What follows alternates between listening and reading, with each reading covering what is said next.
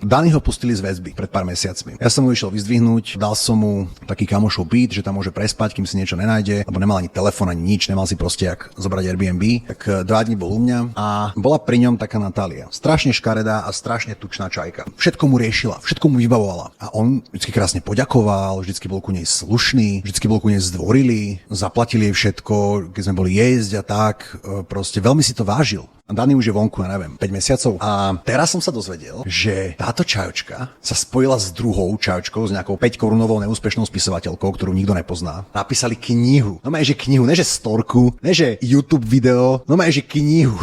Knihu o tom, ako je Dani strašne násilný človek a jej dáva Európska únia moc napísať o tom knihu, začať trestné stíhanie a Dani pôjde znova do väzby na rok. Že takto sa majú veci. Daniho sa im nepodarilo odmlčať cez tie extrémistické zákony, tak to teraz skúšajú cez toto. Že každého, koho chceme, vieme kriminalizovať. Každého. Preto to Európska únia robí.